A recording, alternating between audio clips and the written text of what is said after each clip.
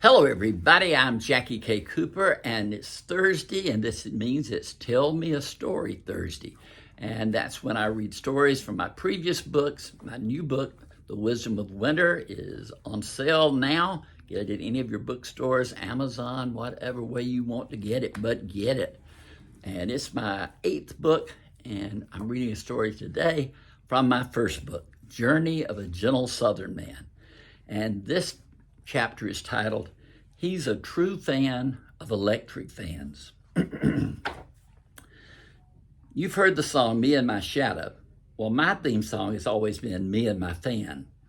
For all of my life, back into my childhood, I've been interested and involved in a love affair with the electric fan. It is my phobia, my fixation, my fantasy. It started when my father brought a fan to our house, which looked like one engine of a DC-3. This was before air conditioning became common in the American home, so the fantastic fan was a breath of cool air in a house full of South Carolina heat. Such was its strength that it could cool a 2-bedroom house on its own if placed in an open window at night so it could suck that cold air in on us. I loved that fan. I adored that fan. I loved the air it created and the sound it made. It was somewhat like the roar of the ocean, and its rumbling always put me to sleep in a wink. I begged to run it winter and summer, and finally my folks agreed to let it run in the cool seasons as long as I didn't have it turned right on me. I remember one warm spring I would rush home from school, turn on the fan, and fall asleep. I would wake up for supper, eat, and then head back for my fan. My mother became concerned and took me to the doctor. I am concerned, she said, because he sleeps in front of the fan from afternoon on. He doesn't go out to play. He just lays in front of the fan and sleeps. I'm afraid he has some kind of sleeping sickness. Our family doctor was a man of few words. Turn off the fan, he said. She did. I woke up. My fan time was limited to nights, but I had become an addict. I was hooked. On family vacations, when we left the fan behind, I had trouble falling asleep. I hated leaving home without it. I even took it to college. That caused me some trouble in keeping roommates until I found one who had a weakness for fresh circulating air also. Slowly, I came to realize that there is an entire segment of the population who loves motorized air producers.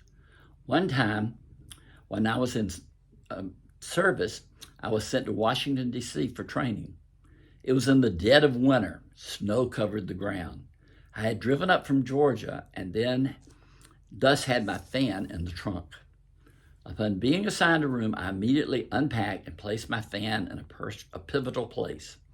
This done, I settled down for a nice nap.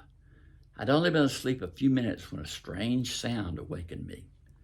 Sleuthing about, I discovered the sound was coming from the adjoining room. I knocked, and when the door opened, I found I was sharing a bath with a fellow fan of fans. He had brought his with him from Mississippi.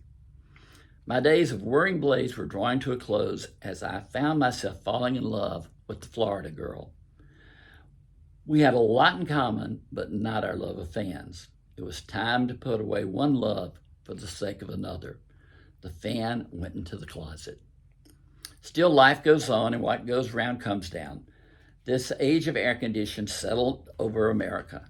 But then a few years ago, fans came back into vogue. You saw them everywhere. And when my wife and I built our new house, nothing would suit her but to have big ceiling fans in every room. Fans that ran all the time.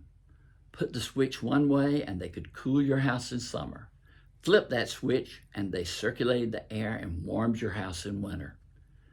As I type this, my ceiling fan is busily whirring away. Although it is winter, the air is as warm as toast. So I think I will end this as I feel a nap calling to me. And when I dream, it might just be about that first love, Fanny. When I turned to her own, she gave me the sweetest sleep I have ever known. And to this day, I run a fan pretty much 24 hours, 365 days a year. This has been Jackie K. Cooper sending love and hope.